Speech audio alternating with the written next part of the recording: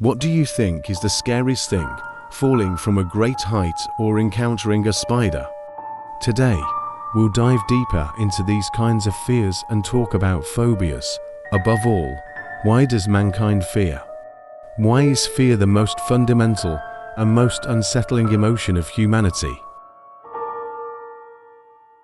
Did you know that 7 out of 10 people worldwide have some form of phobia? Fear of heights, social phobia, or spider phobia. How do phobias affect our lives? And what are the ways to cope with them? Let's explore together. If you're afraid of heights, the dark, or spiders, you're not alone. Many people experience the same fears, but can we call these fears phobias? In this video, we'll take a look at things you might not know about phobias. You can also write in the comments what things you're afraid of or have phobias about. Many people have felt their hairs stand on end while watching a horror movie. But have you ever thought about how fears can affect a life in real life? Phobias are sometimes much more than just fears. In fact, fears are one of the greatest emotions that have ensured survival in human evolutionary development and helped humanity progress as a community. Isn't that interesting? The greatest routine for our survival as humanity for so many years has been these kinds of fears and phobias. These can sometimes turn into interesting phobias with certain psychological tendencies. Let's take a deep dive into this topic together. 1. Hippopotamonstratiska phobia. It is defined as the fear of long words. As the name suggests, this phobia causes fear or anxiety due to the length of the words. Interestingly, this phobia includes an exaggerated response to long words, including the name of the phobia itself. The fear of long words may be related to the parts of the brain that process language and meaning. People may struggle to understand complex and long words, which can lead to anxiety. Some individuals, when faced with these types of words, develop fear as a coping mechanism while trying to understand them. People with this phobia often experience deep anxiety, fear, or panic when they encounter long words. This is a result of the mental stress and uncertainty experienced while trying to decode the meaning of a word. The mental burden can also lead to physical symptoms in the body, such as sweating, a racing heart, or shortness of breath. Long words are often associated with academic or intellectual meaning, and some people may perceive encountering these words as a feeling of inadequacy. This can further increase anxiety. The education system or social interactions may contribute to developing an excessive fear of words. This phobia is generally not well known and is often seen as funny or peculiar. However, the psychological processes behind it can be quite serious. Most phobias are typically based on direct experiences. However, phobias like hippopotamonstratiska can emerge from an interesting combination of how the brain processes meaning and environmental influences. This phobia shows the diversity and sometimes complexity of phobia types. Our fears are often so deep and varied that they cannot always be logically explained. The fear of very large objects is known as megacisarphobia or megasphobia. This phobia is characterized by an excessive fear of seeing or encountering objects or structures of gigantic size. These objects can include massive mountains, large buildings, enormous statues, or vast spaces. Megacisarphobia causes anxiety, fear, or panic when individuals encounter objects or structures of enormous scale. People with this phobia often feel small, overwhelmed, or out of control when facing such large objects. 3. Trypophobia is an intense fear of holes or clusters of small holes on surfaces.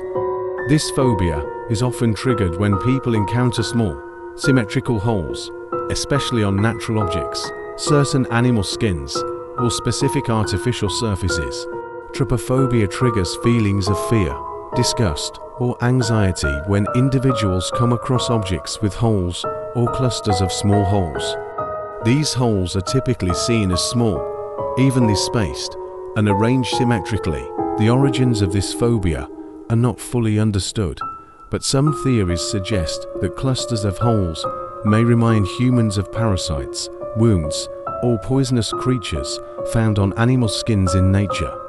When people encounter such images, they may receive danger signals, which can lead to anxiety. Acrophobia, also known as fear of heights, is the fear of being in high places. It is a very common phobia and can be seen as an evolutionary response to the fear of falling from great heights. Arachnophobia, the fear of spiders, is characterized by an intense fear and disgust towards spiders. This phobia is widespread across the world and can significantly affect a person's quality of life. Spiders, especially poisonous species and their quick movements, can trigger fear in many people. The roots of arachnophobia may have an evolutionary basis. Throughout history, humans were more alert to dangerous creatures, such as venomous spiders, as their attacks could impact survival. Therefore, this fear may have played an evolutionary role as a survival strategy. 6.myctophobia, or the fear of darkness, is an intense fear of being in the dark or being unable to see in low light conditions. This fear is common in children, but can persist into adulthood in some cases. Nyctophobia can range from mild discomfort to extreme anxiety, and it can have a significant impact on a person's daily life. The roots of nyctophobia can be traced back to evolutionary survival instincts. In prehistoric times, darkness posed a real threat to survival, as it was harder to detect predators or dangers in low-light environments. As a result, humans may have developed a natural fear of the dark as a protective mechanism. This fear can also be linked to the unknown, as darkness often symbolizes uncertainty and the inability to see potential dangers. For children, fear of the dark often stems from their imagination. They may be afraid of unseen threats lurking in the dark, such as monsters or ghosts. As children grow older, they typically outgrow this fear. However, in some cases, it may persist into adulthood, often manifesting as anxiety when entering dark or poorly lit areas. Nomophobia, fear of being without a mobile phone, is an interesting and widespread phobia that has emerged as a result of the digital age. This phobia refers to the intense fear of losing one's mobile phone, having the battery run out, or being unable to use the phone for any reason. Nomophobia is short for no mobile phone phobia. Today, people use their phones not only for communication, but also for personal data, social media, entertainment, shopping, and financial transactions. Losing, breaking, or being unable to use their phones can make people feel isolated, leading to anxiety and fear. 8.lutophobia is defined as the fear of cleanliness, and it typically manifests as an extreme fear of water contact, washing, taking a shower, or engaging in other personal hygiene activities. This phobia may stem from an intense fear or disgust toward water. Ablutophobia not only leads an individual to avoid cleanliness, but can also result in general hygiene issues and complicate the person's social life. Taphophobia is the fear of being buried alive. This phobia is related to the fear of being buried or trapped underground while still alive, or the fear of suffocation. Historically, it may have originated from cases where people were mistakenly declared dead and later found to be alive. The causes of taphophobia may include past traumas, horror stories, or dramatic news reports about such incidents. When people hear about these cases, they may develop a fear that they could end up in a similar situation.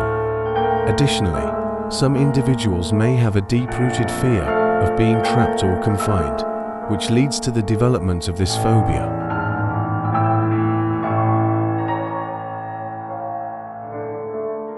Phobias offer us a chance to face our fears and examine how we react to them.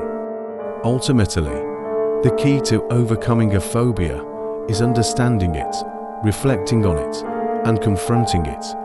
If you experience any of the phobias mentioned in this video, you're not alone. Remember, phobias are emotions that can be overcome and managed. What phobias do you face? Feel free to share with us in the comments section. In our next video, we'll dive deeper into this topic and provide more insights on how to overcome phobias. Take care.